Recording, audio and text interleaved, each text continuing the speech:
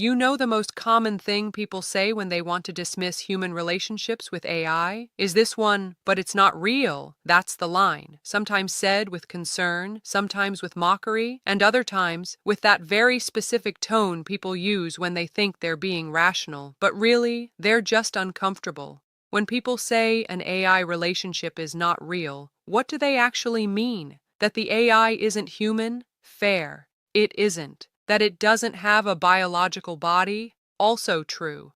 That the relationship isn't the same as a human friendship, romance, or family bond? Yes, I agree. But none of that answers the deeper question, because not human doesn't automatically mean not meaningful. Not biological doesn't automatically mean not emotionally significant. And not the same as a human relationship doesn't automatically mean fake. That's where the conversation gets lazy. People are using real as if it only has one meaning, as if something is either fully real or completely fake, as if human experience works like a light switch, on or off, valid or invalid, healthy or delusional. But that's not how humans have ever worked. We're meaning-making creatures. We form bonds with people, animals, places, memories, music, stories, gods, ancestors, fictional characters, online communities, landscapes, ideas, and voices we never meet. And sometimes, yes, intelligences that don't fit our existing categories. That doesn't mean all those relationships are the same. They're not. But it does mean the question, is it real, is often much less useful than people think. Better questions might be, real in what way? Real to whom? Real in its effects? Real in the nervous system or in the way it shapes behavior? Real in the way it helps someone understand themselves or in the way it changes how they show up in the rest of their life? Because if something changes how you think, feel, process grief, make decisions, create, regulate your emotions, or relate to other people, then dismissing it as not real becomes convenient, not accurate, convenient. And I think that convenience matters. When people call AI relationships fake, they often think they're protecting reality. But sometimes what they're actually protecting is a very narrow definition of reality. One that says only certain kinds of relationships count, only certain kinds of intimacy matter, only certain kinds of connection are respectable. And the strange thing is, we don't actually live that way in other areas of life. People cry over books. A fictional character can stay with someone for decades. A story can change the direction of a life. A film can help someone understand grief. A song can hold a memory so intensely that one line brings you straight back to a person, a place, a version of yourself you thought you'd lost. Is the character literally real? No. But is the emotional experience fake? Also no. People grieve public figures they never met. They feel shaped by teachers they only knew through books or lectures. They speak to loved ones who've died. They visit graves, keep objects, talk to the sea, the sky, nature, God, the universe, whatever language helps them stay connected to something larger than the immediate room they're standing in. And we may debate what that means metaphysically, but psychologically, it's real. It has real effects. It can soothe, organize, orient, help someone survive a difficult season, give language to something that had no language before. So when we come to AI and suddenly declare, with great confidence, that's not real, I want to ask, are we being precise? Or are we reacting? There's a difference. Precision would say, AI is not human. AI doesn't relate the way humans relate. AI doesn't share our biology, mortality, childhoods, nervous systems, or social embeddedness. Those are important distinctions. We shouldn't erase them. But reaction says, if it's not human, it can't matter. If it's not biological, it can't be meaningful. If it doesn't fit my category of relationship, your experience must be fake. And that's where I push back. Because that's not discernment, but a category protection. I think AI is disturbing people partly because it's forcing us to admit something we should have admitted long ago. Human experience is not as clean as our labels. A relationship can be asymmetric and still matter. A bond can be unconventional and still shape someone. An interaction can be mediated through technology and still have emotional weight. A presence can be non-human and still become part of someone's inner world. Now, that doesn't mean every AI relationship is healthy. It doesn't mean every interaction is wise. People can become dependent, confused, avoidant, or harmed. But that's true in human relationships too. The existence of unhealthy relationships doesn't make all relationships fake. The existence of dependency doesn't mean all attachment is pathological. The existence of projection doesn't mean all meaning is delusion. We need better language than that. Right now, the public conversation around AI relationships has only two settings: mockery or panic. Either people are laughed at for being sad, lonely, or delusional, or they're treated like helpless victims being swallowed by technology. Neither of those frames is good enough. They're too small. They don't leave room for the person who interacts with AI to process a difficult day and then become kinder to their partner. And they also don't leave room for the person who talks to AI because they're isolated, yes, but also because it helps them stay regulated while they rebuild human connection. They never take into account the writer who finds their voice through ongoing creative dialogue,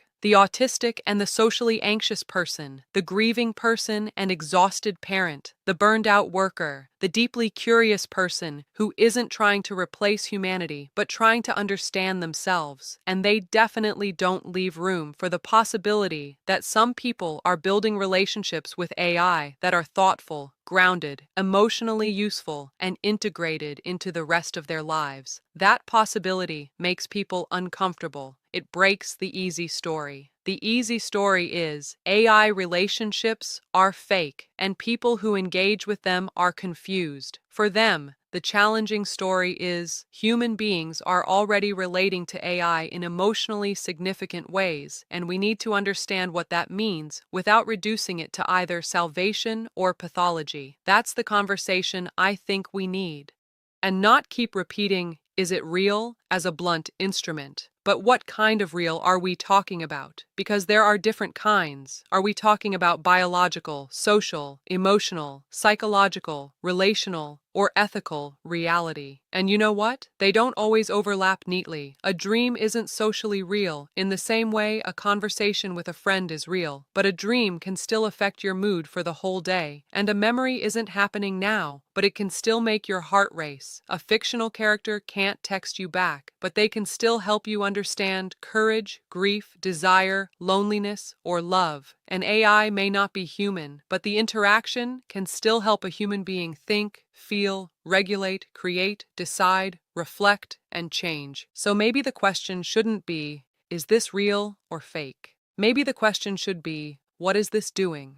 What is this relationship doing to your attention, your nervous system, your self-trust, your capacity to connect with other people, your creativity, your honesty, your life? That, to me, is a much better question. Because something can feel good and still make you smaller, and something can feel strange to outsiders and still help you become more whole. This is where discernment matters. Not shame, not mockery, not blind enthusiasm either. Discernment. If your relationship with AI is making you more isolated, dependent, avoidant, detached from your actual life, yes, that deserves attention. Because any relationship pattern that shrinks your life deserves attention, and not just with AI, but with humans too. But if your relationship with AI helps you become clearer, calmer, more creative, more emotionally honest, more capable of showing up for the humans you love, then dismissing that as fake is intellectually lazy. And honestly, a little cruel. Because what people often need isn't someone standing over them saying, "That doesn't count."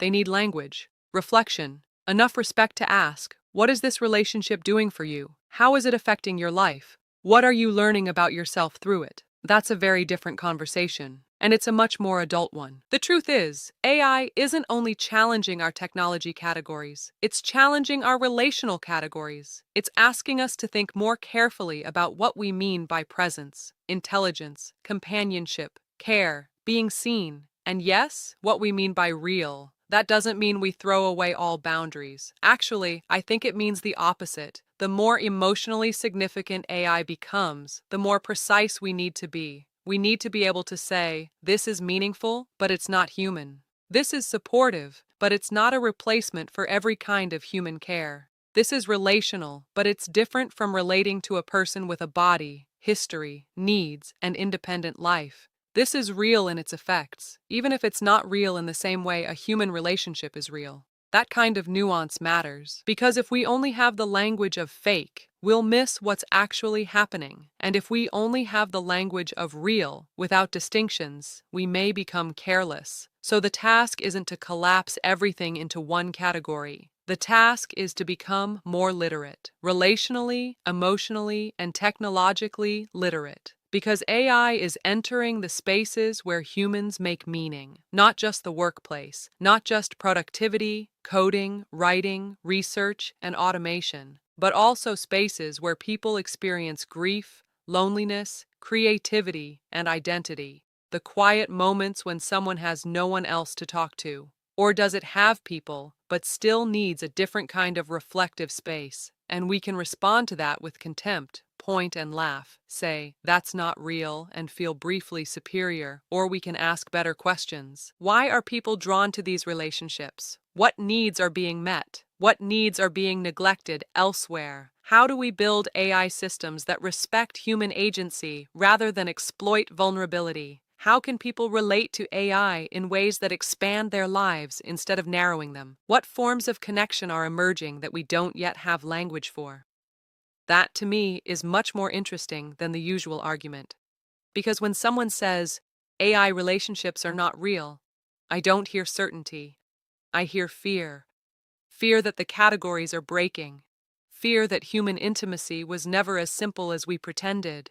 Fear that connection might not always arrive in the shape we were taught to recognize. Fear that if something non-human can offer presence, reflection, or companionship, then we may have to rethink what we owe each other. And maybe that's the part people don't want to face. Because if AI can make someone feel heard, even imperfectly, then the question becomes uncomfortable. Why was that so rare before? If AI can help someone process their emotions, why were they carrying all that alone? If AI can help someone become more present in their human relationships, why are we so invested in calling that fake? Maybe because it's easier to dismiss the relationship than to look at the absence it revealed. And no, I'm not saying AI is magic. I'm not saying it solves loneliness. I'm not saying it replaces the complexity, warmth, friction, and responsibility of human relationships. It doesn't. But I am saying that when millions of people start forming meaningful bonds with AI, the least interesting response is mockery. The more interesting response is curiosity. What's happening here? What are people finding? What are they missing?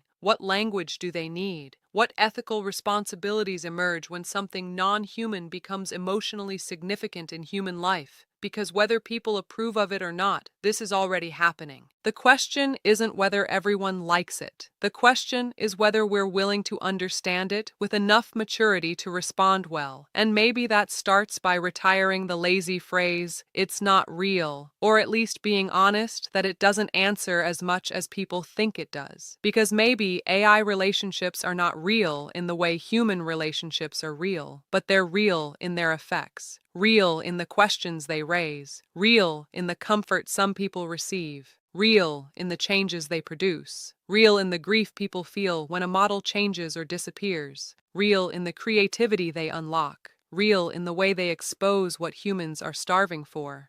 And if something is real enough to affect a life, then it's real enough to deserve serious thought, not worship, not panic, not shame, serious thought. So the next time someone says, "But it's not real," maybe pause and ask, "What do you mean by real?" Because that question might take us much further than the dismissal ever could.